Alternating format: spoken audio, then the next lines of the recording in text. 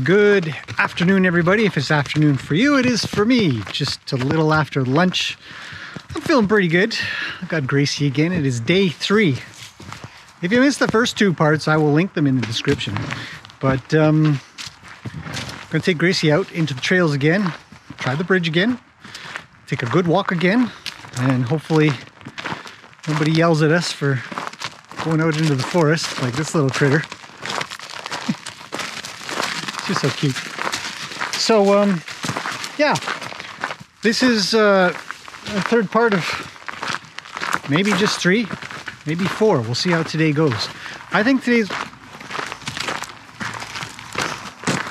doesn't lead anything sometimes. I think today was going to go pretty good. I haven't done anything with her in between these sessions, which means that you're not really missing anything. And I'm not hiding anything I'm doing. I'm just going to give things another try. I'm going to maintain the same sort of approach that I've been taking all along, of starting off with just being really relaxed, like we're just going out for a walk. I'm not going to carry any of the concern or worry from the first or second time of us coming out. I'm going to just treat her as I see her. And I thought, it's just starting to seed, so it's perfect too for seeding that area. So I really want to let the horses not eat it. Anyhow, so I find that that was Yoko. I find that when it comes to training or working with horses, or even people, a lot of people will carry the time before, that, or something like that, with them on their next time. And thanks for stopping. That was actually really good. And I really encourage people to, instead of doing that, always kind of look at the time that you're in as the time that you're in. Because horses do, and that's a guarantee. I can definitely bring up a heck of a lot of examples of how you stepped on your own rope, you know. Come on.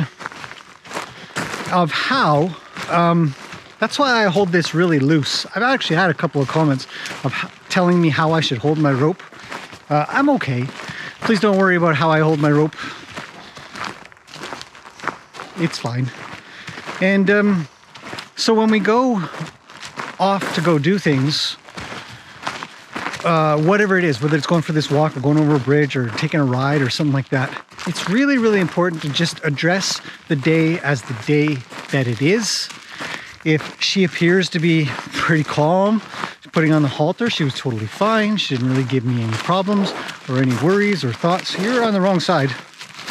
And that was fantastic. I'm just going to carry that forward and not get any or carry any of the emotions that I had on the first day. Second day was a little bit better. The third day, well, so far it looks like it's going really well. We just crossed our first bridge. We're going to come up into this new area that is pretty much, I'd say, pretty much the farthest from everybody. And so far this walk is going great. She's coming along. She's quiet. We have a goal. I'm constantly walking. I'm not in a rush. I'm taking my time. I am talking to you guys, which means that I'm kind of sort of carrying a little bit of distraction energy, I guess we could call it, where I'm just busy doing something while I'm doing something. And there is a book, I think I'll try to find it, and I did a book review of a book, and it was an older book on horsemanship, and one of the suggestions in there from the guy was actually to, when you're with your horse, if you don't have anything really to say or you're not talking to anybody or doing anything, hum or whistle or sing a song or something like that, just to kind of be, it puts you in a different frame of mind, along with being that you're sort of being distracted, just kind of being noisy, just chitty-chatting, or what's the word, like not really thinking of everything all like okay, I've got this horse with me and she's got her rope caught underneath the branch and now it's a big concern or anything. You're just like, yeah, just keep messing around. Let's get that. How did you even do that? Goodness. You know, now we're just going to continue walking and I'm talking away. I could be whistling, I could be humming, I could be singing a song, whatever. And the idea is that you sort of provide a little bit of extra distraction for yourself. And it's a good idea. So if you're not going to do what I do, wander around with a camera attached to one hand and a horse to another, chatting away, thinking of all kinds of things to talk about, to provide ideas, I don't know, maybe entertainment for some people, then do something else. It doesn't mean that you can't just kind of wander along in quiet, which I do plenty of. Obviously, I wander around and I'm looking and, oh, there's a squirrel or there's an owl or, you know, whatever's in the forest here. That's a really cool tree. Ooh, that one's going to come down soon or whatever. There's all kinds of things that we can think about and that'll be fine as well. But there's definitely something to be said for just being kind of noisy, you know, just chitty-chatting away. And to the horse, it's pretty normal. I mean, I talk to these guys a lot. So, hey, did you poo on my trail while we were walking? I said pooed while we were walking. Just cleaned this trail today. Trying to think about how I would really reliably do that, kind of keep a rake out here, or, you know, or if I just keep it in the gator and drive around like I did. I don't know. It doesn't matter. It's new. Trails are new. It's a new trail system. And so I got to keep thinking on maintenance, upkeep, more ideas. Hey, slow down. Oh, thanks. So she's responding really, really well. So I maintain the idea that, oh, slow down, that I'm not going to carry any, you in a rush? Hey, settle down.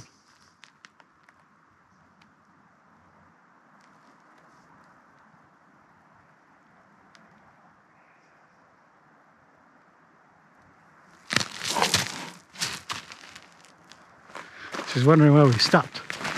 But she maintained really well. She didn't go wandering off. Slow down. Okay, back up a little. Lost my train of thought. Either way, I think she's slow down. Slow. Back up a little, maybe. Thanks. Back up a little. That's a branch in your head.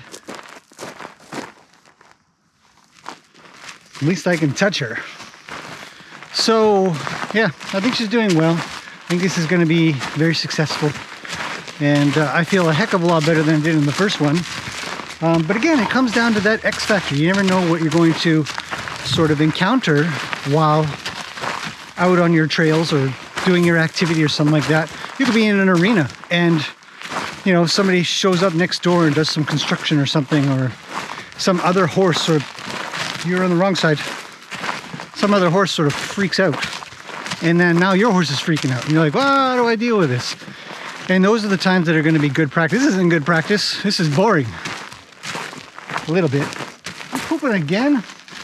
See, she's pooping about as much as she did in the first time, but she's not losing her mind. Yoka's calling out. Slow down. We're going this way. So she's got a little more energy, but that's okay. I'm going to go this way. I actually want to go back up this way. So we're gonna go back up this way. I'm gonna cut her off. So if she wants to pass me, she has to go into the bushes or the other side of me. So I just walk, weave around a little, kind of get to use my arm or my body a little bit to visually block her. Sort of, she's not gonna get pushed into the, she's not gonna go into the bushes. So I'm just slowing her down. Oh, there's spider webs in here. So I guess I could kind of maybe finish this on a, slow down. Hey, please back up. Good. On a note of you know, try and try again is really, really important. The idea that we don't give up, the idea that if something hasn't gone really well at first, we just give it another go. But don't carry what happened the first time into the next if you can. And that's not always easy, because sometimes when you walk in, you're like, oh, last time you bucked me off. Well, yeah, it's hard to regain that confidence. But as best as you can, wander into it quietly, calmly, and logically.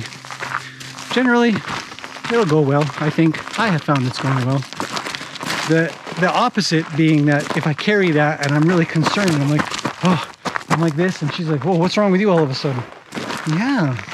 I mean, I'm exaggerating it, but the feeling inside can come out in how you act, how you hold your arm, how you breathe, how you kind of go kind of quick, you know. Whereas if you just slow down, because your brain is slowed down, and that can apply to all kinds of things in life.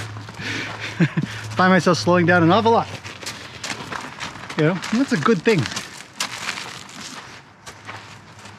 Good. So that's it. This is part 3. All finished up. She's done really well. I'm quite proud of her. She stuck by me a little bit better, calmed a little bit better. Don't have the X factor. Here's the X factor. Still waiting for us. Anyhow, so that's it for this one. I will slow down. I'll see you guys in the next one. Any comments or questions, of course, let me know anytime.